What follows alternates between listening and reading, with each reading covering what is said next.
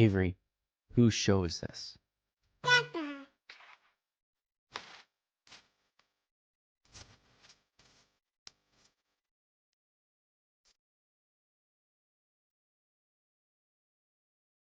And we're live. Welcome, everybody, here to the Lakers Lounge podcast. I'm Anthony Irwin, Senior Lakers Insider and lead Lakers content creator for Offside, joined on this fine Monday afternoon by you guys. The plan for this one, I am going to really quickly discuss some of the Matt Ishbia took to Twitter today, right, talking about Dillon Brooks, kind of sort of echoed a lot of the stuff that we talked about yesterday. I want to spend a couple of moments discussing that and what has made the Suns so special this year and what the Lakers should maybe learn from that. And then we will dive into your guys' questions. We have lots and lots and lots of stuff that you guys might want to talk about. I'm going to check out the iTunes mailbag to see what's going on there and to see what you guys want to talk about there, right? The best place to get your, or, to guarantee getting your question answered is by leaving a 5-star review on iTunes. Looks like we don't have any there, though. So that means that there's plenty of room in that mailbag for you guys if you guys want to leave a question there. Quick reminder, please hit that subscribe button if you guys are new here. Apologies, obviously, for what we talked about at the beginning of yesterday's show, and then got that all sorted out. So I am back in my Megaphone account, and the podcast, this episode is going to be live at midnight Eastern, as it always is tonight. So if you guys are listening to this in the morning via podcast, please hit that subscribe button wherever it is that you get your podcast. And apologies for the delay lately on that front. The best way to listen to the show as soon as it airs or while it is airing is by subscribing to it here on iTunes, which if you guys are listening on in podcast form, if you guys are watching on YouTube, you can find the show at youtube.com/@Lakers Lounge and follow along there. Make sure you guys have notifications turned on for whenever we go live. And then hit that like button, hit the share button, all of those nice buttons. All right. We ready? I'm ready. Apologies for the delay. These allergies are still kicking my butt. Wasn't able to get to urgent care today because I've had some urgent things to take care of, but feeling a little bit better, a little lightheaded still, but not nearly as bad as I was last night. We are on the mend, and as such, we push forward. So last night, I recorded an episode, and at the end of it, open it up for a little Q&A. And somebody asked me about the rumors surrounding the Lakers pursuing Dillon Brooks. Now, for one thing, I never really saw any such rumors. I have not heard of any such rumors. And in that segment, I explained why I haven't heard of any such rumors. First and foremost, the reason that we haven't heard of any of them is because I don't think the Suns are going to be trading Dillon Brooks. They've had a fantastic opening to the season so far this year. They are basically the antithesis of last year's Suns team, in that last year's team had all kinds of star power and talent at the top of the roster, but they completely lacked culture and they completely lacked identity, as Kevin Durant teams tend to, that he is asked to be a leader for. But he was, that team didn't play any defense. You had Bradley Beal playing out of position and not really liking it. Then he was hurt a bunch. And then you had, Devin Booker missed a little bit of time, and you had Kevin Durant missed some time here as well. And, eventually they entered last offseason and they said, all right, that sucked. Let's not do that again. And they told Bradley Beal, just go away. Doesn't matter where you go. Just leave. Get out of here. And then they with Kevin Durant, they traded him to the Houston Rockets for okay package of talent and draft compensation. But I think the biggest piece that they got back, obviously, in that trade was Dillon Brooks. And the thought at the time was like, well, we're not really sure what Dillon Brooks's future with the Suns might look like, and we'll see what happens with Jalen Green as well. But overall, it's just like this is just a reset button. Whatever happens, happens. And it turns out that what happened was the Suns, by way of physicality and culture and defense and give a bleep, they have become a very good basketball team. I would say a good basketball team. I don't think they're going to win a championship this year. I don't even know that they're going to win a playoff series this year. I don't think they have enough offensive talent to compete with some of the teams that they're going to be going against. However, whoever they do play isn't going to particularly enjoy playing in that series. I'll tell you that much. And it's going to be physical, and I think they have basically set a tone organizationally where it's like, all right, this is the expectation from here on out. Now they're going to try to supplement that tone and that defensive talent and all of that stuff with the type of offensive talent that it takes to become a legitimate contender. But for right now, the focus is just not being last year's Suns. And like this is a Lakers podcast, obviously. So to kind of bring this back towards the Lakers here, I was joking today with some people about how like Rob Pelinka has this fall on his doorstep, right? The amount of success that the Phoenix Suns have had this year. Imagine some poor bastard trying to explain that to Mr. Star Bleeper Rob Pelinka, where it's like, all right, so Rob, here's what happened. They had all kinds of star power last year, and it was a disaster. And then and he's like, "Oh, so what how'd they fix it? They brought in more stars, right?" It's like, "No, no, no. They did the opposite. They told Bradley Beal to get lost, and they traded Kevin Durant to Houston to bring back some solid role players. You being the nice GM you are to your competitors, you just gave them Jordan Goodwin. You could have done some stuff to maybe keep him around, but decided not to. And then he went to Phoenix. And did you see last night that he beat the Phoenix Suns he beat the Oklahoma City Thunder with 8 3-pointers? Goodwin did.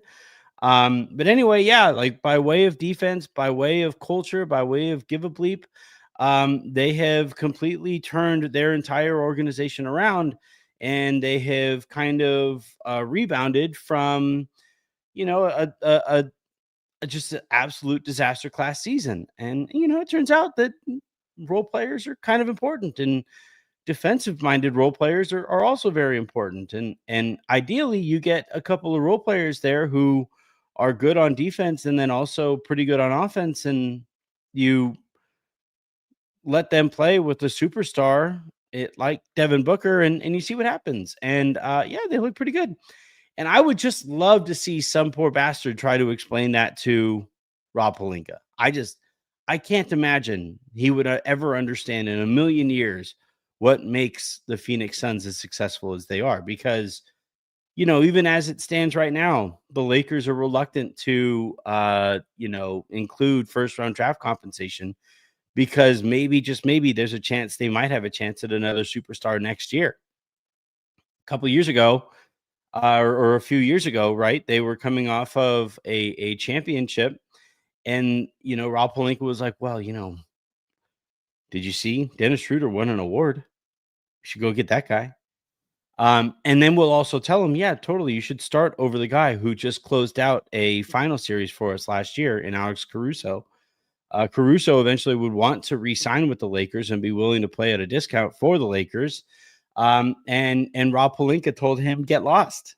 He didn't understand how valuable Alex Caruso was. So yeah, I just in an era where the CBA is basically indicating to teams, got to have one superstar on your books. You got to have maybe another one if you can. Outside of that, you got to surround. And also, by the way, those two superstars their talents have to compound each other's strengths and ideally also cover up maybe for some of their weaknesses. And then, yeah, then, depending on what is left, on your books, you got to go out, get a whole bunch of role players, two-way role players who further compound your superstars' strengths and further make up for your superstars' weaknesses. You have to bring in a head coach who is capable of getting the most out of everybody on that roster, especially at the guys at the top.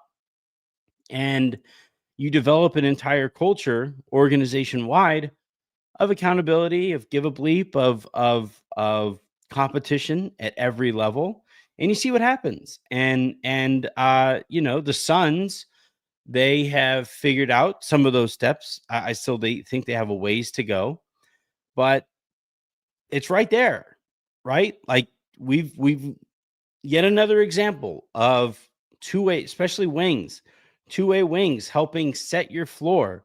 And then your ceiling is set by the talent at the top of your roster. And that's where the Lakers, look, they have Luka, you have LeBron, you have Austin. They set your ceiling, but unfortunately, because they don't have any two-way role player talent really, or not nearly enough, if you want to be as kind as you want to them, their floor resides way down there somewhere. And, you have such crazy variation in what the Lakers are capable of, not just any night, not just game by game, but quarter by quarter, shift by shift, that the Lakers find themselves in terms of net rating and point differential, because of that crazy variance and because of the huge gap that exists between their floor and their ceiling. The Lakers probably net out to mediocre.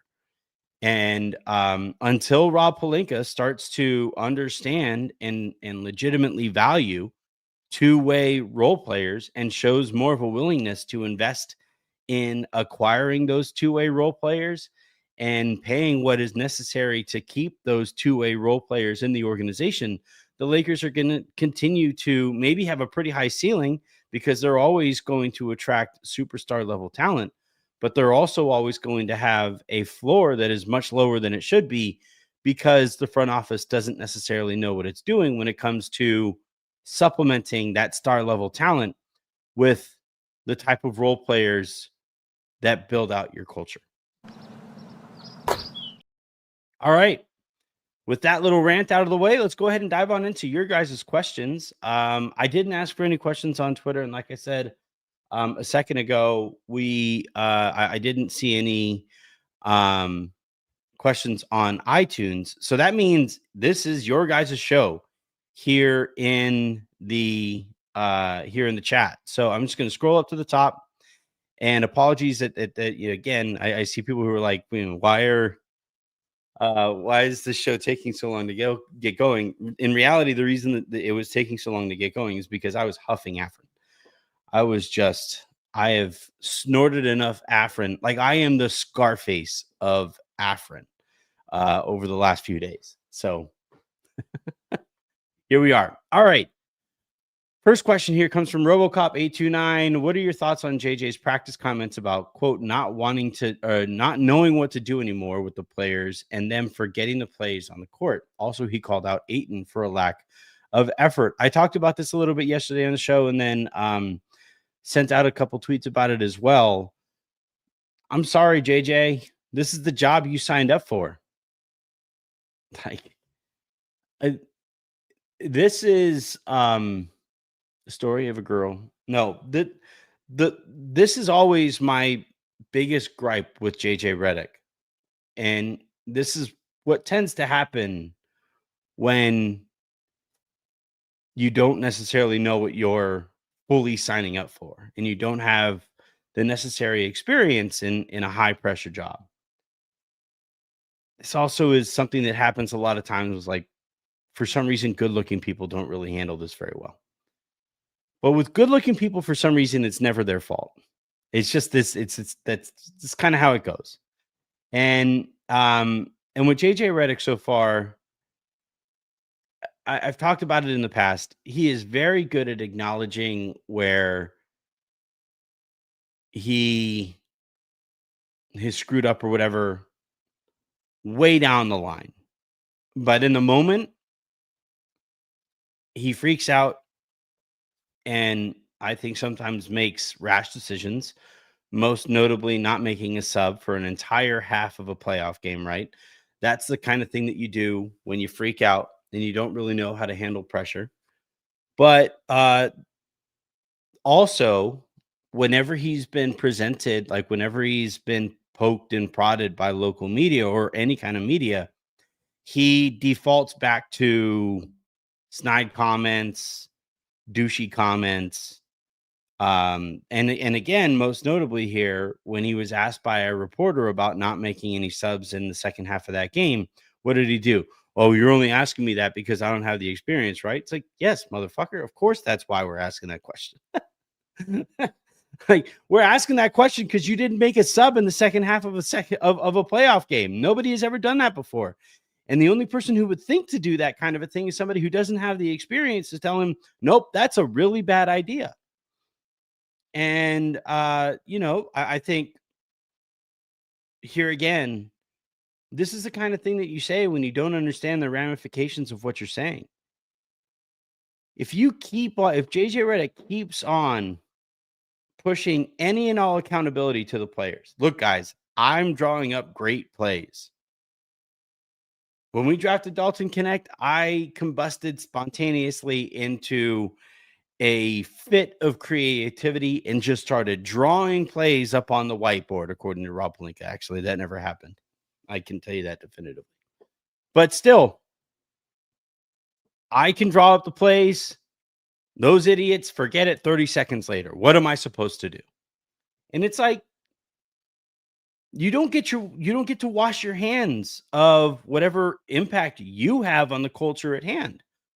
That's not how this works. If guys aren't paying attention to you well enough to remember a play 30 seconds later, then that guy's got to go.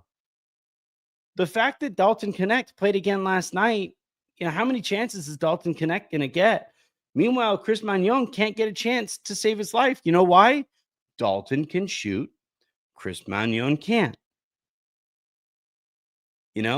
Like Dalton keeps getting chance after chance after chance after chance. And it's because JJ and his coaching staff see Dalton shoot like in practice or something like that. And they're like, all right, we got to figure out a way to weaponize this guy's shooting ability. And that's the thing that matters most to them. But how many times does Dalton Connect get into a game and not know a play? He has to be like told specifically where he's got to go in a play, or he throws off timing by not knowing a play that they're running, or by doing the wrong thing. How often does Dalton get to do that? Meanwhile, we're still waiting for the first opportunity that Chris Magnon is going to get, another example of this was Christian Koloko over the last few years. I thought he was a positive impact on the Lakers defense more often than not. And he gets basically no chances, no sustainable chances or consistent chances. He got opportunities whenever the Lakers were so broken that he basically had to play, but he was never really much of a rotation player. And then the Lakers kind of unceremoniously show him the door, and they bring in Drew Timme, who is a more offensive leaning center. And it's like, look, man,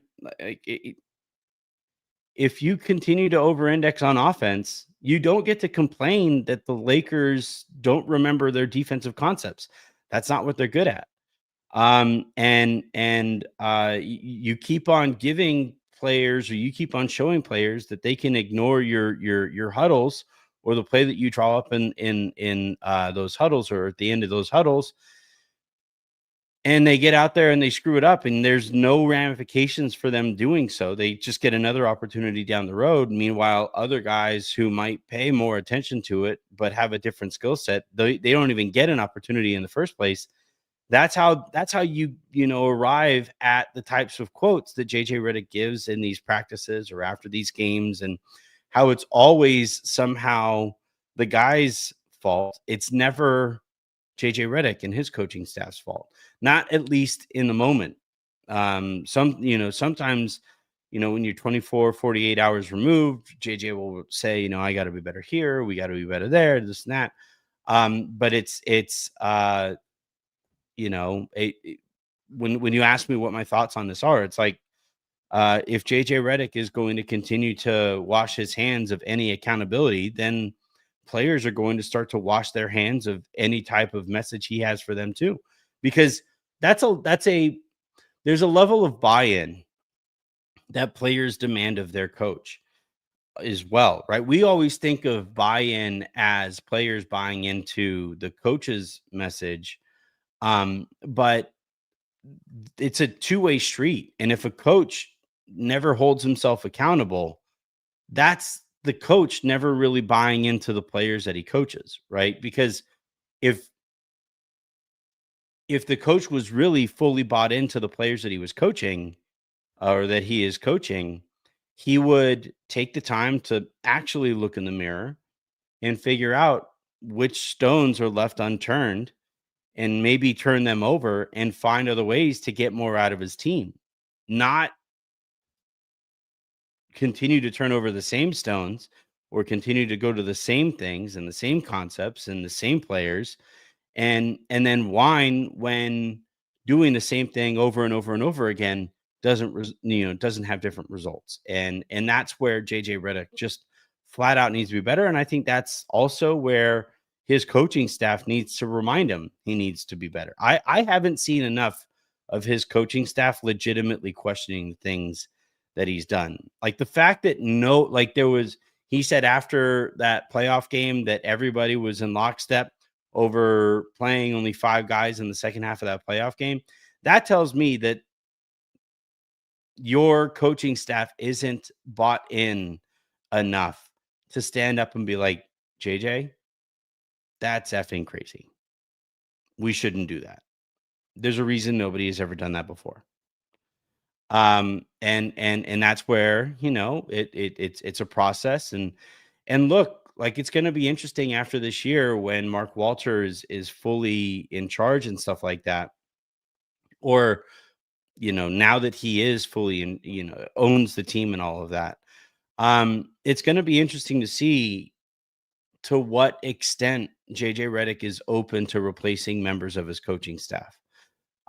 Because there is going to be input. There are going to be questions about, all right, is your offensive guy doing enough to maximize your offense? Is your defensive guy doing enough to maximize your offense? What roles do you have assigned to all of the people across your coaching staff? And are they doing everything that they can to be the best that they can at those roles? And if that conversation is a productive one and an honest one, then the coaching staff will improve as a result. But as it stands right now, I think it's a pretty below average coaching staff, and I think JJ Redick is pretty good when it comes to just racking up regular season wins. But I think he's pretty far below the expectation that you need to be, or the level that you need to be at, to be a good playoff coach. And I think this is something that we don't even necessarily need playoff games to prove.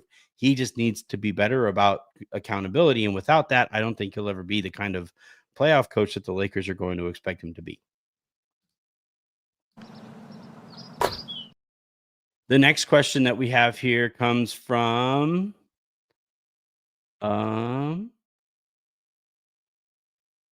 sorry, JG. The notification on my phone cut it off at Lakers trade Rue, which had me thinking Rui was gone. Nope, Rui is still there. However, there is a report from Mark Stein about Trey Young's future in Atlanta and potential future in being in Washington with the Wizards. And I do think it's worth maybe touching on this for a little bit, but essentially, this is what Mark tweeted out. The Wizards have emerged as a legitimate potential trade destination for Atlanta's Trey Young. A deal could be constructed centered or no, the Steinline is learned in a deal construction centered around CJ McCollum's expiring contract. So I'm sure there's going to be some draft compensation there as well. And I'm sure there might be another useful player in there as well. But to see Trey Young's trade value diminish to the point where we're only talking about a big expiring, being the centerpiece of a Trey Young trade, I think should tell us a couple of things. One, harkening back to that conversation we had at the top about how the Phoenix Suns have improved a ton by shedding a lot of that bad superstar money.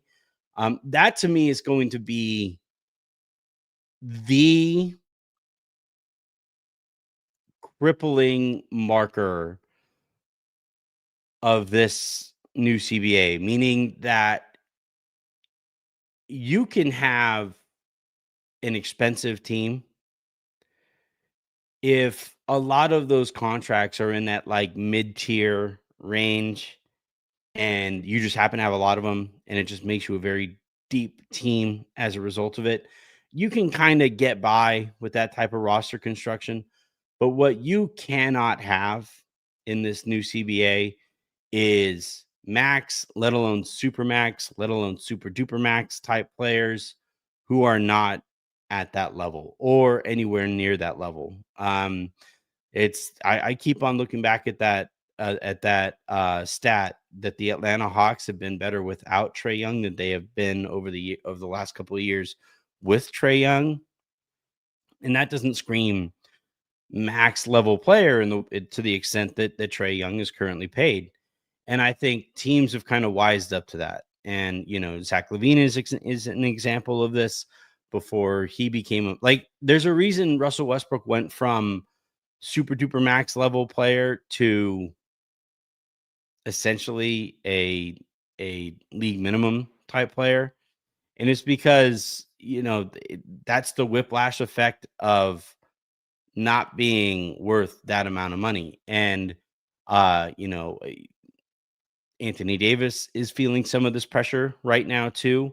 LeBron this upcoming summer, it's going to be interesting to see how that plays out, because I don't think the league is going to view him as a max level player. All these guys that are in that range where they're being paid like max level players and they are not max level players, and then those teams realize that a little bit too late, and then they try trading those players. And what it winds up being is a Trey Young for CJ McCollum and maybe some low to mid tier draft compensation. That's just crazy. Absolutely nuts. And it does kind of show, like, if you're like, I do think that eventually this will give teams a bit of a market inefficiency in that, like, if you're like, let's say you're who's a good example of this? Like let's just say like the Lakers decide, all right, we have topped out with our current identity. They kind of top out as like a four-ish seed that gets to the second round and maybe even wins another playoff series from there, but I can't quite get past the Western Conference Finals, let alone can't quite win a championship. Like, if you're that kind of a team and you say our window is the next couple of years and you have expiring money on your books, I think that's the kind of team that should go out and trade for a Trey Young. And just to see, like, in that quick 2-year window that you have that guy for that amount of money on your books, what could you do there? I'm not saying I want the Lakers to trade for Trey Young. He is the last kind of player that the Lakers specifically need. But what the Lakers, or what Team X, I guess, for this exercise, what the understanding that they eventually come to is like, all right, we top out here. Let's spend a little bit more than we normally would here for a couple of years. Give it a go. Doesn't work out. Let Trey Young go, or whatever. Let reset the books after that. And I think with Trey Young and this potential trade to the Washington Wizards, that's the Atlanta Hawks basically signaling to everybody like, yeah, yeah, we've been wrong for the last couple of years. We held on a little bit too long, and now we're trying to get whatever we can to give ourselves the flexibility for the beginning of the Jalen Johnson era. And we'll see to what extent that they're successful with the Jalen Johnson era. But yeah, it's just crazy to see Trey Young have his value fall to this extent. I've never been the biggest Trey Young fan. There's a lot of talk around the league that like guys just don't really like playing with him.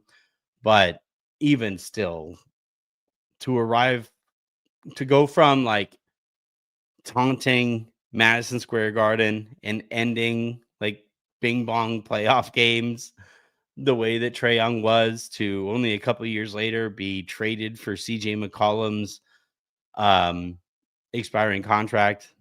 That's tough luck. Tough luck for that dude. Next question here comes from Drip Show saying hit the like button. Agree. Absolutely. Let's see. Tyler Nizinski writing, what do you think of this trade? Pelicans receive Gabe Vincent and a second round pick. The Lakers would receive Sadiq Bey and Jose Alvarado. Alvarado hasn't been able to stay healthy, and I would think that he would get more, even still, like even given the health concerns. I would I would assume that Alvarado would fetch a little bit more than Gabe Vincent and a second round pick, while also having to send out Sadiq Bey. I will continue to say this though. The Lakers really like Sadiq Bey, and that is certainly the type of player I would tell all of you guys to keep on your guys' radar. But yeah, I think that's a slightly imbalanced trade in the Lakers' favor there. Not too far off, I would say. But the concern I have with this trade is I actually want the Lakers to open up a roster spot, and this actually takes a roster spot away, which would mean the Lakers would need to do that much more work to open up another roster spot. Because like CJ McCollum in this trade scenario here, right?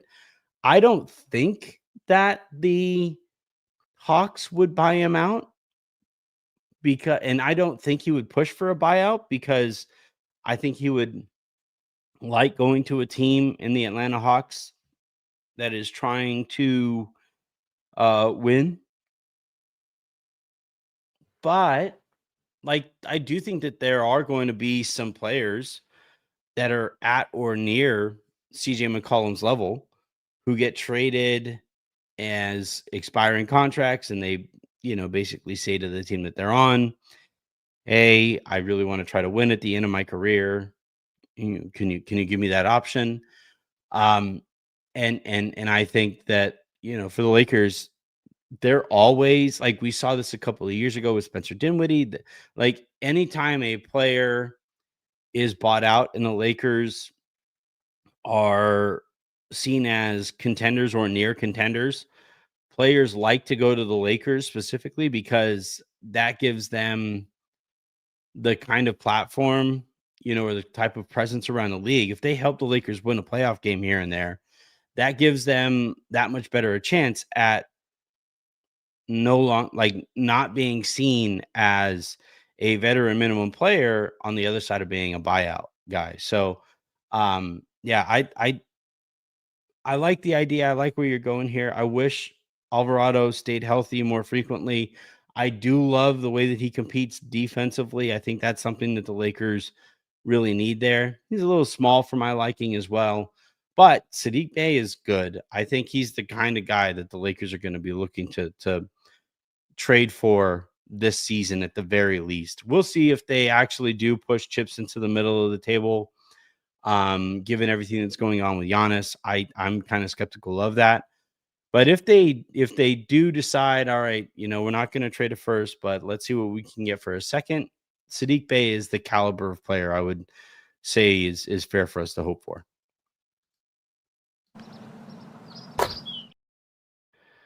Let's see. The next question is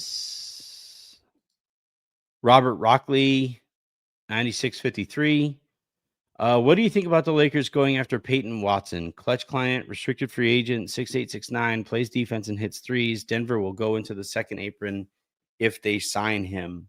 Yeah, I don't see the Nuggets retaining him long term because of what you're talking about there. I do like the idea of Peyton Watson. He hasn't quite panned out to the extent that I think the Nuggets were hoping, right? Calvin Booth drafted him and I think saw him as like a stand-in who would allow the Nuggets to, lose a Michael Porter Jr. or lose an Aaron Gordon or lose a Christian Brown or something like that, as kind of that two timeline thing, which never works out. But even still, like even while he hasn't quite lived up to that level of expectation, I do think that there's a good player in there somewhere. I don't see the Nuggets sending the Lakers Peyton Watson, though, in a season where they're trying to compete or contend also. Uh, it's a because in if they do that, there's a very real possibility Peyton Watson would play them in a series. And um, I don't think that they would like to see that. But maybe in the off season or something like that, maybe or like you might see like a sign and trade type of situation there with Peyton Watson, or he just leaves outright, and they choose not to, match whatever. And look, like this is where the Lakers can kind of flex their offseason flexibility as well as a leverage piece where they basically say, hey, we really like Watson and we know that you can't pay him this upcoming offseason. So what do you say we have a legitimate conversation, a productive conversation about him now so that you can actually get something in return for him? Or we just hold off and we sign him in the offseason. I could see something like that taking place. But I just don't see Denver helping the Lakers in a year where both teams are trying to win a championship. Next question here comes from Dark Galaxy 9936. Anthony, did you see what Rich Paul said today on his podcast? I did not. I usually try to avoid that podcast, although I did have somebody from the Lakers joke with me today that hey, guess what? Like, because Rich Paul has a podcast, now you're finally no longer our least favorite podcaster, which I chuckled at. It was a joke. It was a joke, but I I thought it was a good joke. I thought it was a good line. I hate that podcast. I'm just gonna say it. Like, I hate that basically Rich Paul is trying to rewrite a whole bunch of history to make LeBron look better when that's just not how this goes. People were there, people remember shit.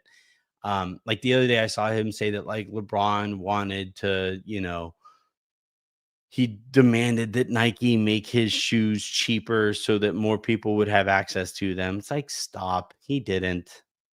There were players who were actually doing that at the time, and he wasn't one of them. And that's okay, by the way. Like LeBron's shoes were crazy heavy, they were crazy bulky, they probably cost a ton of money to produce. And as such, they made the decision that they aren't like those are too expensive for them to just uh you know, give away at closer to cost money. But um and then like there was the other thing that he said, it was like, people who bought Jordans, there were people who actually liked Michael Jordan, but then there were the people who wanted to look like the people who bought the Jordans. It's like it's just stop talking. Stop talking and stop trying to convince everybody of things that we know are not true.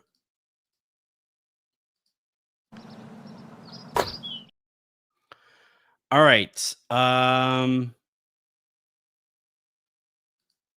Yeah, CJ Vos writing, Anthony, you have no idea how pissed I'm going to be if Rui isn't traded this deadline and walks in free agency.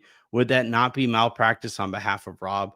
I mean, look at the number of players and the caliber of players that the Lakers have just let walk recently, right? Obviously, Alex Caruso is the nth degree example, and Jordan Goodwin is the most recent example. But like I said last night, you've had Scottie Pippen Jr. become a legitimate role player for the Memphis Grizzlies.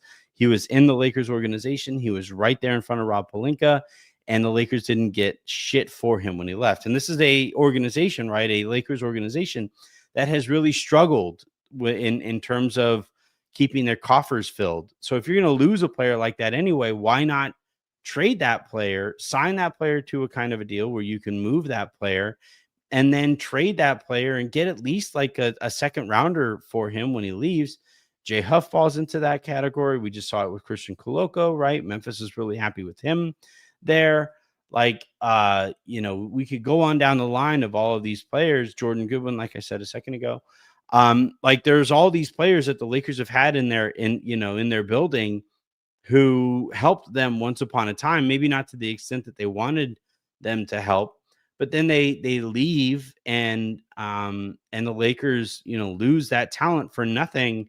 And you go into this trade deadline with 1 first-round pick in your back pocket and 1 second-round pick in your back pocket, a couple of pick swaps, and then some expirings. And it's like, how do you have a roster that is not near contention status in the way that the Lakers roster is not, and then also be devoid of trade assets that help you get to that level? Like, how did you do both? It's kind of like with Rob Pelinka building a roster that is both unathletic and can't shoot. How did you do both? How did both of those things happen? How did all 4 of those things happen? How do you have a team that can't shoot and is unathletic, is not good enough to contend for a championship right now, but also doesn't have the trade assets to get to contender status? Like, how did you do all of those things at the same time? How does that happen? I mean, it happens because you're a made man and all that stuff, and Jeannie Buss won't fire you. And it allows you to be a level of comfortable and complacent that leads to that lack of front office productivity. But good Lord, dude, that's crazy. You have to try to arrive at that level. It's absolutely nuts. We have a super comment, which means I get to play this bad boy.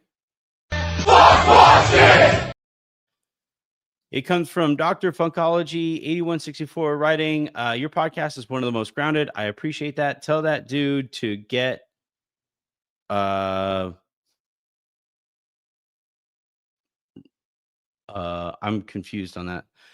I appreciate you appreciating the podcast, and thank you very much for the super comment. And then tell that dude to get. I'm guessing this is like somebody who criticized the show once upon a time, which, like, look, I understand if I'm not for everybody. Like, I am maybe a little too honest with my opinions on the Lakers. I am not very good at sugarcoating things if I don't like something. I do hold them to an incredibly high standard, which leads to some negativity. But I will say this. The reason I hold the Lakers to a high standard is because I have watched the Lakers be as great as they have been over the course of my life, right? Like, I grew up with Jerry West being the best executive in NBA history. I caught the tail end of it, but my parents told me all about Pat Riley and how they reinvented the way the basketball was played at the time. I grew up with Phil Jackson, and the triangle offense, bringing organization on the other side of the chaos that was Del Harris and that late 90s team. Hell, I even that late 90s Lakers teams, or those late 90s Lakers teams, they didn't win a championship or anything like that, but they were still fun as hell. Eddie Jones was really, really fun, and Nick Van Exel was really, really fun.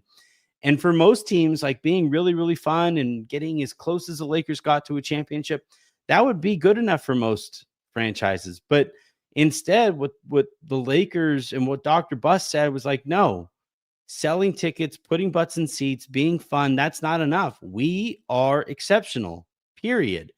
And he let Nick Van Exel leave on the other side of 123 Cancun. He traded Eddie Jones and he traded Eldon Campbell and he fired Del Harris and he brought in these, he exceptional people at their respective jobs and then gave them the support and freedom to be as good as they could possibly be at those jobs. And then, then he gets sick and Jim takes over and Jim was like a return to chaos and he entrusted Chaz the bartender as like a scout for some reason. And because he didn't like Phil Jackson personally and because he didn't like Jeannie Buss personally, he hired Mike D'Antoni, who was another level of chaotic presence within the organization. And at that point, like when Dr. Buss got sick, and then especially obviously when he died, um, he handed the keys over to his kids, and their priorities weren't excellence and exceptionalism. It was righting petty wrongs, and it was putting butts in seats. And they just, or in Jeannie's case, it's been like, her top priority is um kumbaya throughout the organization, and anybody who doesn't live up to that standard, you're shown the door, not because you might be good at what you do, but because you ruffle too many feathers. And that's the thing that like I understand that, like, me saying some of these things, you would like for some of these things to not be true.